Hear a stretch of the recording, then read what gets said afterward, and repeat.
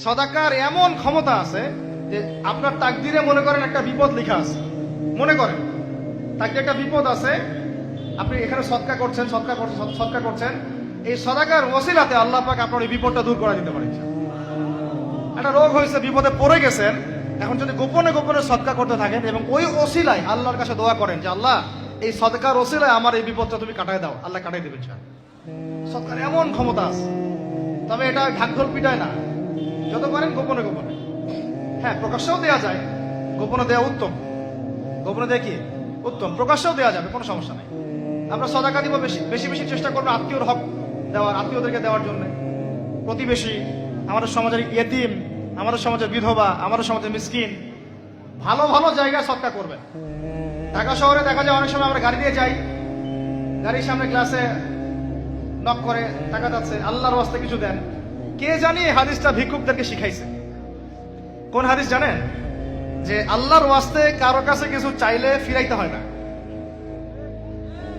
আল্লাহর ওয়াস্তে যদি কেউ আপনার কাছে কিছু চায়, আল্লাহর ওয়াস্তে ভাই আপনার কাছে আমি 10টা টাকা চাচ্ছি, থাকলে দেন, তাহলে এটা ফিরাইতে হয় না।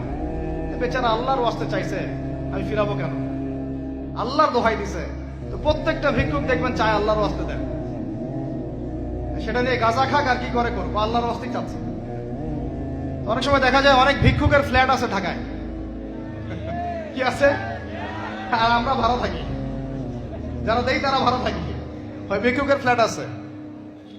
সুবহানাল্লাহ। প্রতারণা যুক্ত, বোঝার বুদ্ধি নাই কোথায় দিলে ভালো হবে, এই জন্য বাছাই করে করে সদকা করবেন। দিনই খাতগুলোতে বেশি সদকা করবেন, আল্লাহ পাক তৌফিক দান করেন। আর সবচেয়ে ভালো হয়, আমার পরামর্শ, সবচেয়ে ভালো হচ্ছে আত্মীয়দেরকে দিবেন। এখানে আপনি দুইজন নাকি পাবেন, কয়টা? এক, আত্মীয়র হক রক্ষা করলেন, হক আদায় করে তার নাকি সদকা তো করলেন, এটার নাকি আছে। আবার আত্মীয়র সম্পর্ক বজায় রাখলেন, সুসম্পর্ক বজায় রাখলেন, এটা আরেকটা নাকি। আত্মীয়তার সম্পর্ক রক্ষা করা বিশাল ইবাদত, মানে এটা সিলাতুর রাহিম, এটা আল্লাহ পাকের আরশের সাথে ঝুলে থাকে। যে আত্মীয়তার সম্পর্ক রক্ষা করে আল্লাহ পাক তাকে রক্ষা করবেন। আত্মীয়তার সম্পর্ক যদি নষ্ট করে দেয় আল্লাহ পাক এই কেটে ফেলবেন। এটা আত্মীয়তার সম্পর্ক নষ্ট করতে হয় না। আত্মীয়তার সম্পর্ক নষ্টকারী জান্নাতে যায় না। লা ইয়াদখুলুল জান্নাতা কাতিউর রহমি, মানে আত্মীয়তার সম্পর্ক, রক্তের সম্পর্ক যারা কাতি মানে কেটে ফেলে তারা জান্নাতে যাবে না। তো প্রিয় ভাইরা, আমরা আত্মীয়তার সম্পর্ক রক্ষা করবো ইনশাআল্লাহ। আর আত্মীয়দের মধ্যে সবাই একরকম হয় না, এক এক মানুষ এক এক বুঝেন।